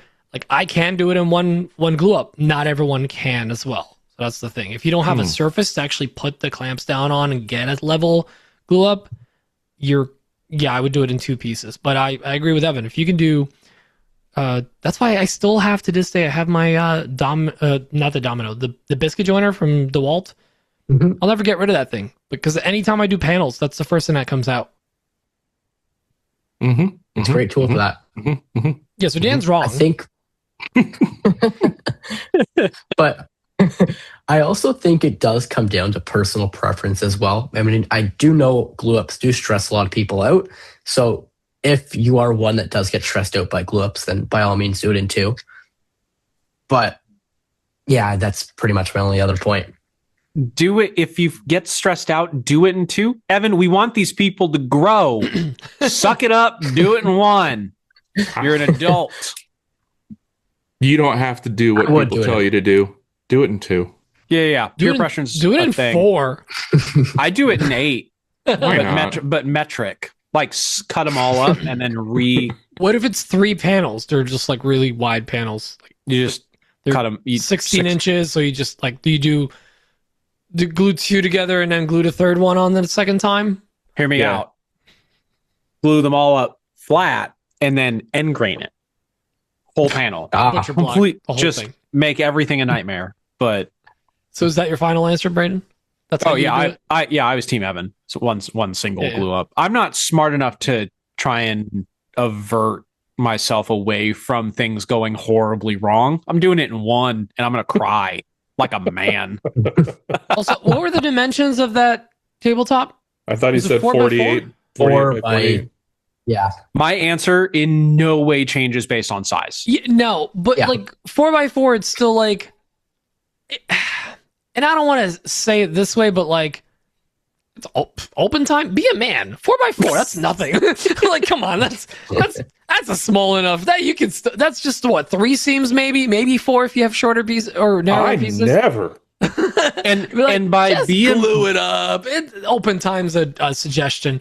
And by be a man, Pete obviously means screw it up Just- and then lose your temper and throw a board across a warehouse floor. And think to yourself, I should have did what Dan told me to do. No, you invent a couple new curse words. You know, but like, here's the thing. Though, I will say, if there is no biscuits of any kind, I'm 100% in Dan's camp. I forget that I have a biscuit joiner. Alignment. Yeah, like if there's nothing to align You the know what? pieces, if you're fighting the wood moving up and down, forget it. Then it's a different story. If you have a biscuit joiner and you're not calling your glue gravy, I was just fail. thinking that, Dan, and that's why I love you. biscuits and gravy. You could lamello that sucker together. No, This is why I'm fat. Use code No. LBW at lamello.com. It won't do anything. Nope. Drop Braden's name when you order from KJ Sawdust. Yeah. And get a free 5% increase in price. All right. Last question is from Kara, one of our longtime, one of our few female listeners. Much excite. Hello from one of the 6 female listeners. I listen regularly, but often out of order, in writing that it totally makes me cringe just thinking about the mess that is my podcast library. I found y'all by actively searching for woodworking podcasts one day, and I'm so glad I did. What brings me back each week are the puns, geeking out over projects/tools, what's on your bench, and the way you show up with complete authenticity. I'm very much so a beginner. I'd like to know if y'all have an exit or safety checklist before closing up shop. For example, when I'm leaving my garage, I'll make a joke about releasing tension, so it reminds me to release the tension on the bandsaw. What are your tips and tricks for safety? How do you store lithium-ion batteries?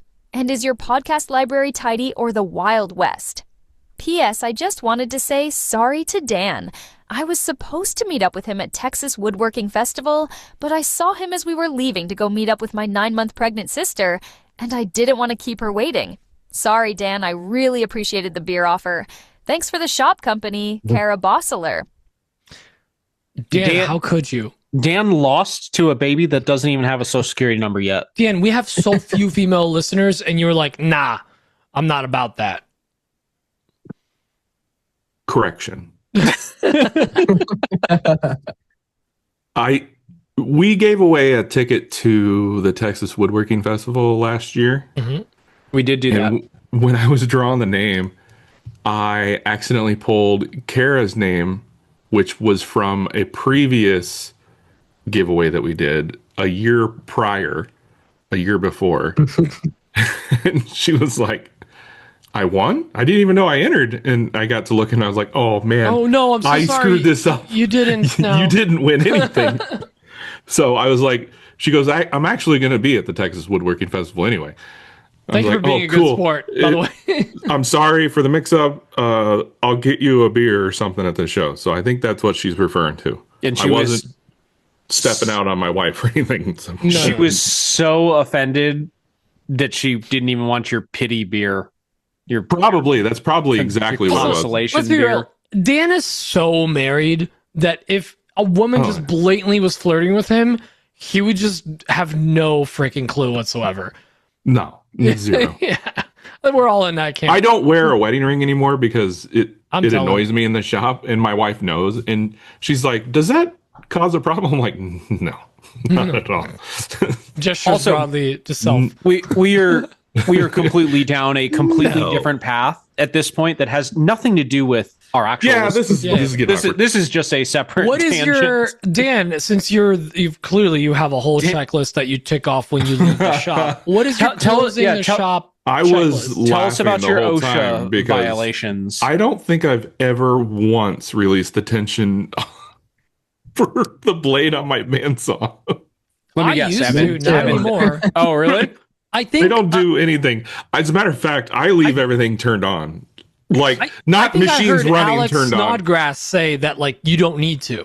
And that's when I was like, oh, I don't? Cool. Okay, I'm fine with this. To me, it just feels like it's putting extra tension on it because you're just kind of like springing it back and forth like a rubber band. You know, it's a good point. If you pull on a rubber band back and forth, it'll break a lot quicker than if you just pull it and like hold it steady for a while. That's true. That's a really good analogy, actually. Yeah, I just came up with that. I don't know where it came from. That's weird. I like it. That's good. Yeah, you can use that, Evan. I'm only charging 10%. Yeah, I leave everything turned on. I leave my CNCs turned on. Obviously not running, but the power's on. I leave the lights in my shop on. I never turn the lights off. Your water cooling on your spindles. I don't have that anymore. Well, when I you used did, to. Yeah, it never turned off. Yeah, it just ran constantly. You can't collect dust in a water cooler if the water is constantly moving. It's like that's how you keep it from getting moss and mold. That's actually yes. Yeah, it's like an aquarium pump in a fish tank. You can't let the fish die. How's that for an analogy, Evan? You like that one? You can use that one. What about your podcast library? Is it a hot mess in there? You just have a lot of random podcasts to listen to? No, that would be my wife's phone. I don't know. Hers is full of like crime and betrayal and a lot of dead husbands or husbands killing wives. It's so weird. Podcasts. We listen to them in bed. Dan, there's a new episode of Betrayal. Oh, you mean you listen to podcasts? You mean she asserts dominance around bedtime? You don't listen to our podcast before bed? I listen to it when I edit it, so I don't re-listen to it. Once is enough. Fair enough. Once is enough. But also, back to that bandsaw thing. I got a new bandsaw a couple months ago, and prior to that, I never released tension. I still don't. But when I first got it, I was like, okay, maybe I'll start doing that. I did it once. I untensioned it, and I forgot to retension it. And I turned it on, and I was like, oh, what am I doing? So now, from that moment on, it's always tensioned. Yeah, There's no issue. A lot of Never like once done lower that. end bandsaws, you can't detension it. You would have to turn the knob until the spring is loose. Well, the Laguna has that. Yeah, that but bar. that's a nice bandsaw. That's the nicer ones have that, but even the Delta that I had for years didn't have any kind of release. It was just always on. It just sounds like a pain in the ass to me to do that. So over now and I over. never do. I forget who it was, but it was like an authority on bandsaws was like, yeah, you don't need to do that. Actually, it's fine. It won't. Yeah.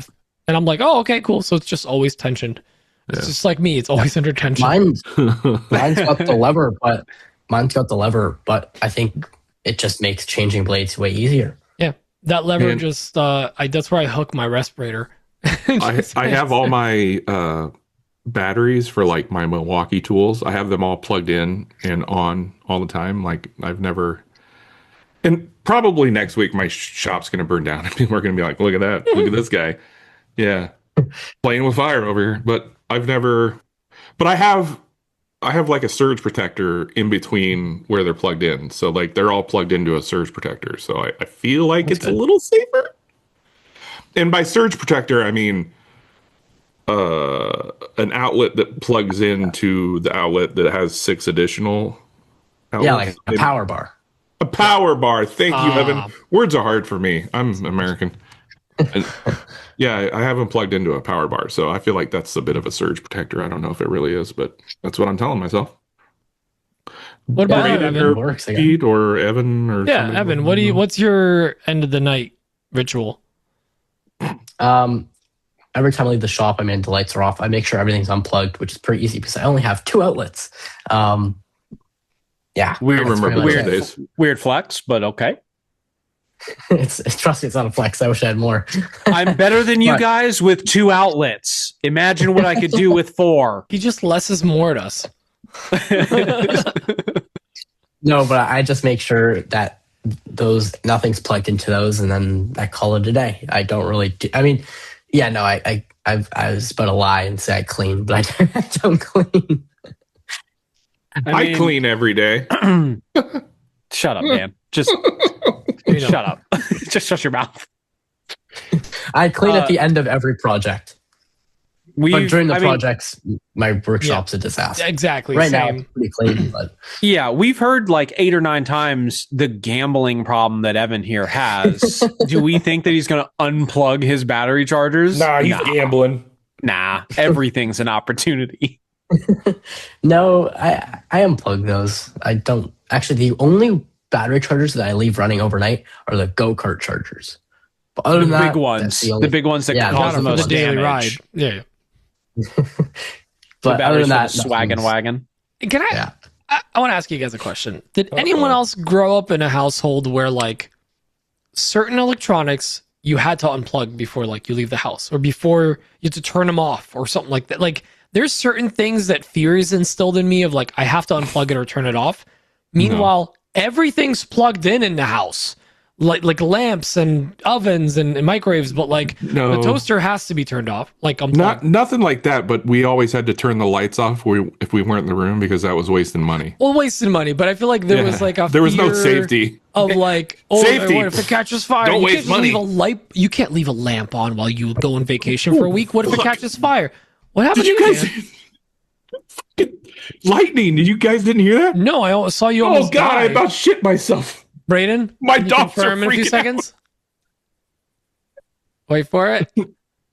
No, We might have to call Nick dogs are for him. It might freaking be going might away be going from the other me. way. Exactly. But like I grew Pete, up with we like didn't- fearing certain things. Like certain things had to be unplugged or turned off when you leave.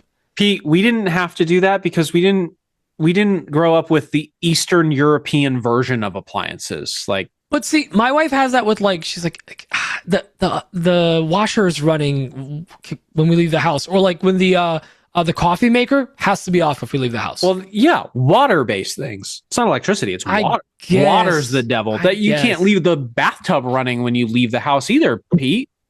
I mean, here's that would be silly. one thing that I've always, so I'll jump next. For me, I've always been told like never leave your batteries on a charger. Yep, And I've heard that. like being in technology, knowing Okay. that over the years, obviously the I'll be right chargers back. I are should probably go unplug my battery. yeah, There is like smarter batteries now. The batteries are better. The chargers themselves are better. They're not just constantly topping it off. Like it used to be on the iPhone, it would tell you like, don't leave it plugged in all the time. It burns it out. It like throttles it and then it knows to stop charging when it's full. So still, I will never just leave a charger on the battery. A battery on the charger, because even now people do talk about like fires starting up in shops, and that's one of the things. What I started doing recently, and this is not a safety thing, this is annoying thing. I have a switch that all of my battery chargers are plugged into, and now I officially have to turn it off when I'm not using it. Because there's 2 chargers on there that have a high-pitched whine just from existing. Just like there, I know what you mean. It's the Makita and the Festool. They have a high-pitched whine, and I cannot stand it. So it's already gotten me a couple times where I confidently plop a battery on a charger, come back a half hour later, the son of a bitch isn't on. So it's not even charging. So that's one thing. And as far as how I store my batteries, well, I use my handy dandy Petrie's Workshop design and 3D printed and shipped battery holders. That's how I store all my batteries now. And I love being able to just grab them and go. And that's not a pitch for my stuff, but honestly, I made it because I use it. I love it. So that's how I store stuff. And as far as the podcast, yes, my podcast library is a mess. There's a bunch of junk in there that I can't remember the last time I've ever listened to it. Like Sawdust Nation. You guys remember that one? That's fun. The Stall, the barbecue podcast that what's his name? Mark Spaghetti. Spaghetti and Shannon. What's his face? No, not Shannon Rogers. No, it was what's his name? Oh my god, we know him. Anyways, that Neil one. Patrick Harris. Joined Terry. Whatever that is. Dick Cheney. Javon Cheney. Richard Cheney. Devon Cheney. So he started it. It was not a woodworking podcast. It was a barbecue Woodworkers podcast. do barbecue, yeah. Join Terry. I also have so what is this? Woodworking is bullshit. Vic and Dom show. Like I have all these on here. I haven't listened to most of these in like the longest time. So they're all in here. And there's like a bunch of random nerdy like Star Talk with Neil deGrasse Tyson and that's good. And actually, I watch the YouTube videos. Yeah. I don't listen to podcasts. Shop Sounds. I guess I'll pitch. Give them something here, and then just like random ones. The Martell Method. Are you just naming off all the podcasts? I'm just giving you like the random ones. It's basically self-help, woodworking podcasts I don't listen to, and news. That's all I have. Mainly it's audiobooks, my guy. That's where I'm at. Audiobooks all day. Brady Bunch. I don't do any of those things. I don't think I've ever detensioned my bandsaw blade, other than obviously changing the bandsaw blade. But I've never done that. Detention by breaking it. Raw berry. I don't take my batteries off the chargers. I do turn off the lights. I don't turn off my CNC. I do turn off the spindles. Yeah, I have no motor spinning. Yeah, I don't have the motor spinning. The VFD is running, like it's on. I'm always ready to Onefinity. I'm always on. No, I turned that off. Especially the new ones. The motors whine, so like I got to turn them off. See, here's the thing. I have tinnitus, and so the world is always kind of whining. In my mind, like my world is always just kind of ringing, so I don't hear any of that stuff. That's not even a joke. That's not even a joke. Like I just constantly hear ringing, so I don't. For me, I don't notice that stuff. Yeah, that has to be that. All my machines are off. Like they're plugged in, they're just off. 11itis. Yeah, I heard you. Yes. Yeah. No. We got it. But yeah, no. I think that gentle, like the whining that is driving you crazy. I just always hear that, and that's why I'm just always blind with rage. Probably it. But yeah, I don't I'm not an example. I don't do what I do. It's the worst. All of it's the worst, but I ain't changing now. Too late. I do want to say one safety thing that I started doing that's actually a safety thing. I heard a story of a shop burning down because the compressor line popped off, a fitting, and the compressor just ran all night until it overheated. and like a portion of the shop like burned up, but like not the whole I could place. see that. Those things Yeah. do get hot if So- they run too long. And I used to never turn off my California air because I'm like, oh, it's so quiet. It could just be always on. And since I heard that story and of it just running continuously, I now have it on. So I used to go over it, but I have it like a weird spot. You flip the little lever on it. Now I have it on a remote switch, but I learned Yeah. something fun. There's a like an actual mechanical switch with the pressure where it turns off.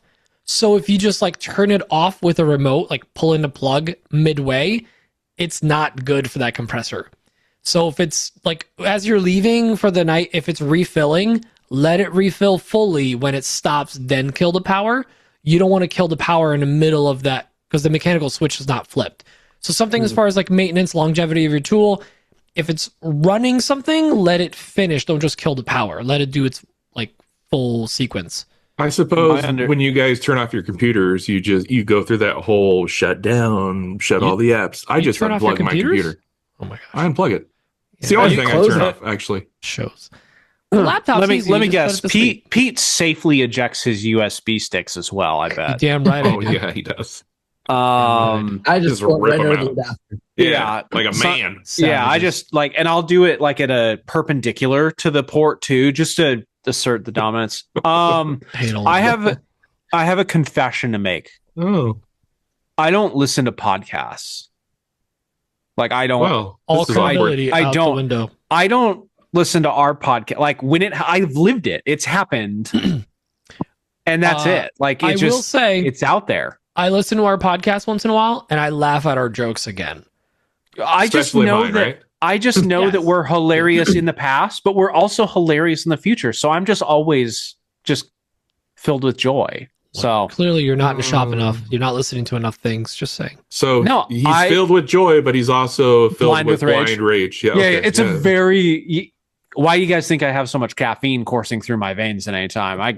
It's a switch like an air compressor, just off and on. And if you turn me off, then it's bad for my compressor. and you'll burn the Um, house down or something. I'll burn the house down. Actually, wait. Did Evan respond about the? Did you give an answer about podcasts and stuff?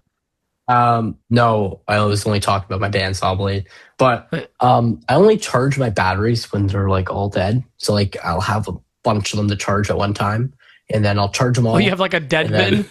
It's a charging day. I do have. Guess a I'm not charging using day. That's the Ryobi funny thing. today. I knew it. I do It's have a my charging favorite day. day. It's charging day. So like I'll charge all my batteries at once because like I have a bunch of batteries. Like I can just swap out, and then when they're dead, and then when I have a bunch, I'll just charge them all at once. Then I'll put them back in the tools, and then that's as far as I go in charge like my batteries. All my tools are unplugged. My CNC's off. I mean, because I only have like 2 plugs. When I want to use something, I have to plug it in, and when I'm done, I unplug it because I have to plug in something else. Like when I'm using the drum sander and the shop vac I have next to it, I have to go unplug something. I usually have to unplug the heater so I can go use that because I have the drum sander and the shop vac plugged into a different outlet so it doesn't pop the circuit. So I have like a whole thing that goes on.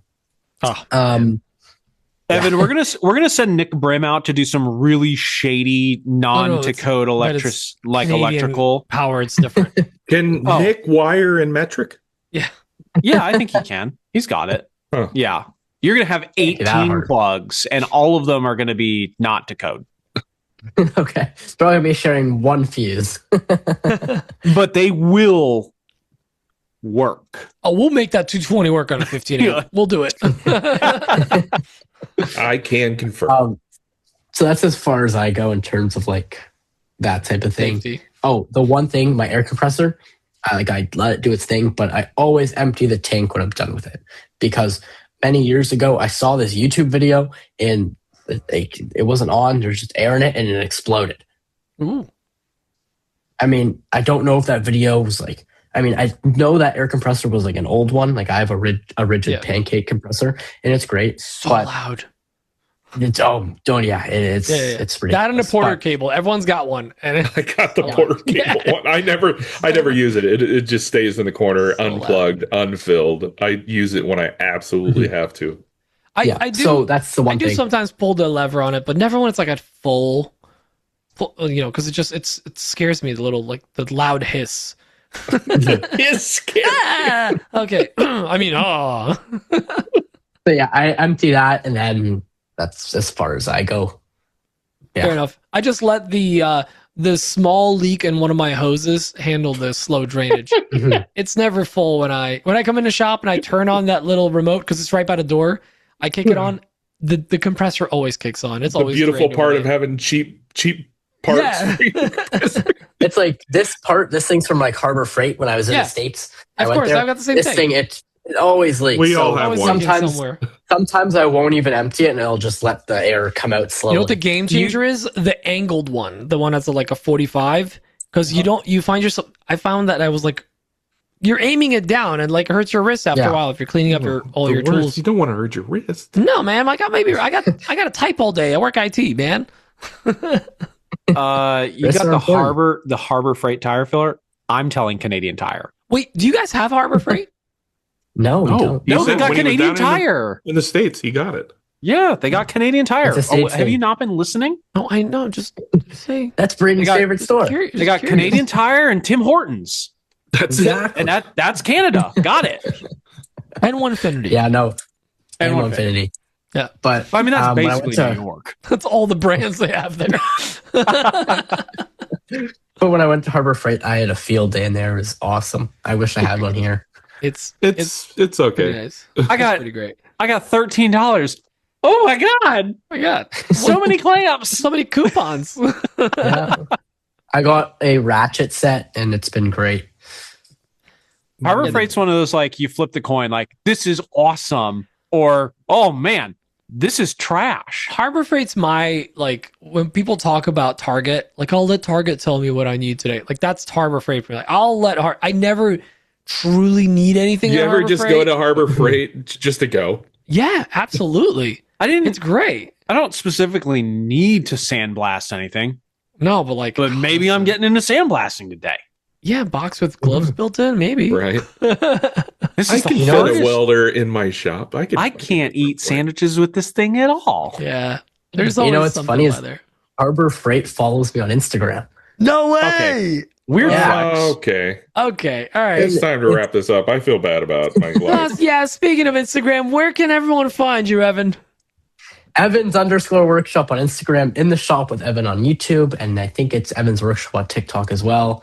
My website is evansworkshop.ca, and that's about all my social platforms. But if you go on my Instagram, there's a link tree, and there's links to everything. He's This not podcast will be, this podcast following. will be linked Yes. on my link tree when it's posted. So We do this for my link exposure. tree, my link tree's got it all. So check that out. Anyways, thank you guys so much for having me on the podcast. I had a great time talking with you all. Yeah, it was great.